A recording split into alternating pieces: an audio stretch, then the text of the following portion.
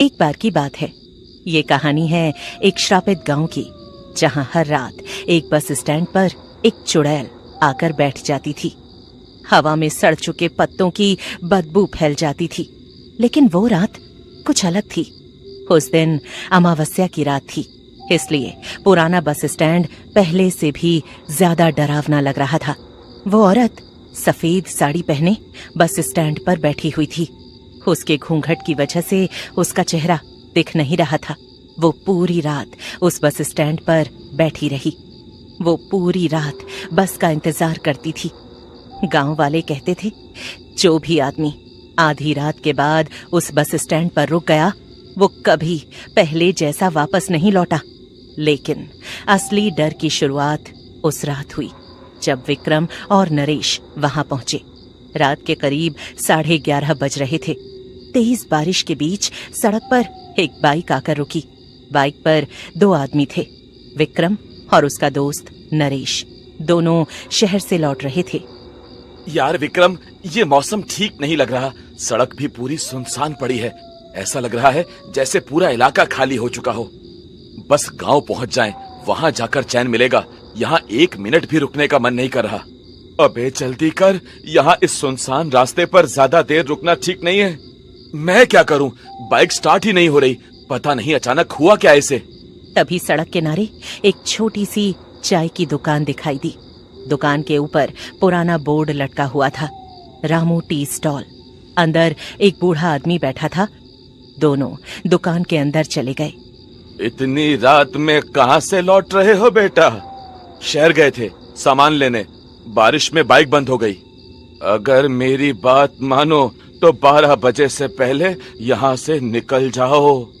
क्यों काका, रात में कोई डाकू निकलता है क्या?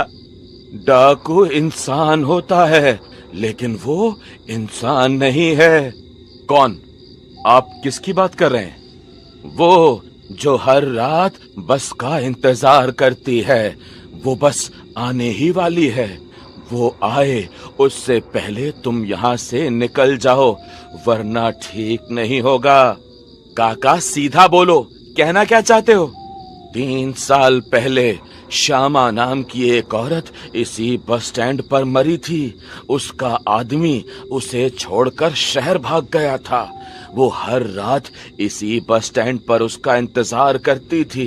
वो बार बार हर आने जाने वाले से एक ही सवाल पूछती थी, शहर जाने वाली बस आई क्या? और जो भी उसकी बात का जवाब देता, वो अपने होश आवास खो बैठता और पहाड़ी से कूदकर अपनी जान दे देता। तो आपने अभी तक पहाड़ी से कूदकर अपनी जान क्यों नहीं दी? तुम्हें ये सब मजाक लग रहा है ना? थोड़ी देर रुको, 12 बजने ही वाले हैं। तुम अपनी आंखों से देख लेना। 12 बजने वाले हैं। मैं आखिरी बार बोल रहा हूँ, तुम दोनों यहाँ से चले जाओ। तुम दोनों यहाँ मत रुकना। लगता है ये बूढ़ा सठिया गया है। पता नहीं कैसी बहकी बहकी बातें कर रहा है। भाई, मुझे तो चुड़ैल से ज्यादा इस बूढ़े आदमी से डर लग रहा है। विक्रम भाई, मेरी मानो तो चलो यहाँ से, अभी के अभी निकलते हैं। मुझे कुछ ठीक नहीं लग रहा है। बारिश इतनी तेज थी कि आगे जाना नामुमकिन था। मजबूरी में दोनों पुराने बस स्टैंड के शेड के नीचे जाकर खड़े हो गए। बस स्टैंड बहुत पुराना था। टूटी हुई बेंचें, दीवारों पर पान के निशान। तभी किसी के पैरों की आवाज सुनाई दी। दोनों चुप हो गए। ये कैसी आवाज है भाई? लगता है कोई इसी ओर आ रहा है। तभी वो देखते हैं कि बस स्टैंड के दूसरे कोने पर एक औरत खड़ी थी, सफेद साड़ी और हाथ में पुराना लाल बैग। वो बिल्कुल सीधी खड़ी थी। ये कब आई? यहाँ तो कोई भी नहीं था। कहीं ये वही औरत तो नहीं जिसके बारे में वो बूढ़ा बात कर रहा था? पता नहीं भाई, ये कहाँ से आ गई? मुझे तो बहुत डर लग रहा है। फिर धीरे धीरे वो औरत उनकी तरफ देखने लगी। उसकी आंखें बहुत अजीब थीं, जैसे कई दिनों से सोई न हो। औरत धीमी आवाज, शहर जाने वाली बस आई क्या? उसकी आवाज सुनकर दोनों के शरीर कांपने लगे। औरत मुस्कुराई। मैं इंतजार कर रही हूँ। वो मुझे लेने आने वाला था। लेकिन वो आया नहीं। तभी तेज बिजली चमकी और उसी रोशनी में दोनों ने देखा उस औरत के पैर उल्टे थे। नरेश के मुंह से डर के मारे चीख निकल गई। अगले ही पल अंधेरा हो गया और जब दोबारा उन्होंने सामने देखा तो वो औरत गायब थी। चारों तरफ सिर्फ बारिश थी। लेकिन तभी उनके बिल्कुल पीछे से वही आवाज आई, बस आई क्या? फिर दोनों डर के मारे पलटे। वो औरत इस बार उनके पीछे खड़ी थी। डर के मारे विक्रम की हालत खराब हो गई और औरत धीरे धीरे हंसने लगी।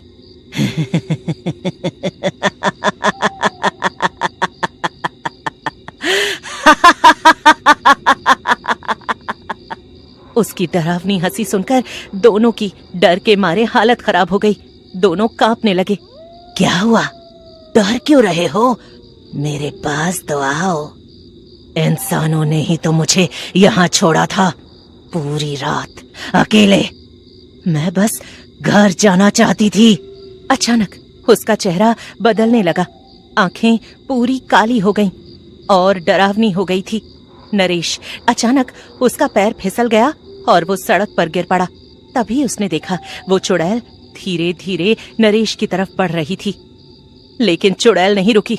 वो नरेश के बिल्कुल पास झुकी और उसके कान में कुछ फुसफुसाई और वहां से गायब हो गई। अगले ही पल नरेश की आंखें पूरी सफेद हो गईं। उसका शरीर कांपने लगा। नरेश, क्या हुआ तुम्हें? तुम कुछ बोल क्यों नहीं रहे? नरेश, क्या कहा उसने? नरेश कांपती आवाज में बोला, वो कह रही थी 3 साल हो गए, मुझे लेने कोई नहीं आया, अब तुम लोग मेरे साथ चलोगे। विक्रम, यहाँ से चलते हैं भाई, प्लीज। पूरा इलाका अंधेरे में डूब गया और उसी अंधेरे में किसी औरत के रोने की आवाज गूंजने लगी। धीरे धीरे बहुत करीब से विक्रम ने मोबाइल की टॉर्च ऑन की। रोशनी दीवार पर पड़ी और वहां खून से लिखा था, मुझे घर जाना है।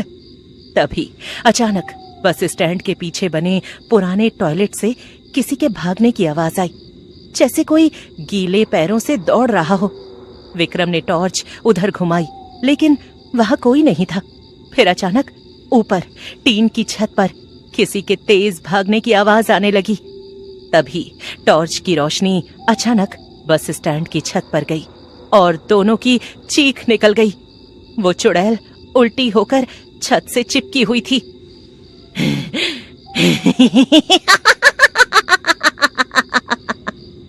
फिर अचानक वो छत से नीचे आकर खड़ी हो गई। नरेश डरकर पीछे भागा लेकिन तभी सड़क पर अचानक एक पुरानी बस आकर रुकी। बस के ऊपर लिखा था, भैरवपुर शहर। अंदर घना अंधेरा था। फिर उस अंधेरे से कई लोगों के रोने की आवाज आने लगी।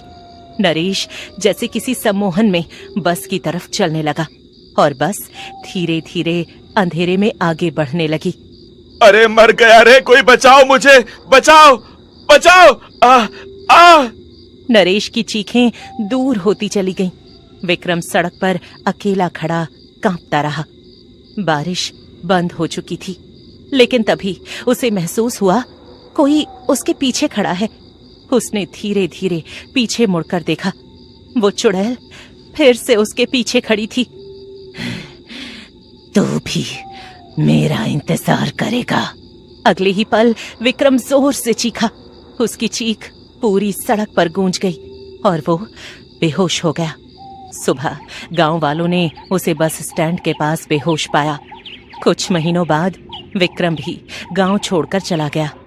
कई साल बाद एक ट्रक ड्राइवर रात में उसी बस स्टैंड के पास रुका। सिर्फ एक औरत खड़ी थी। उसने धीरे धीरे ड्राइवर की तरफ देखा और मुस्कुराते हुए पूछा, शहर जाने वाली बस आई क्या?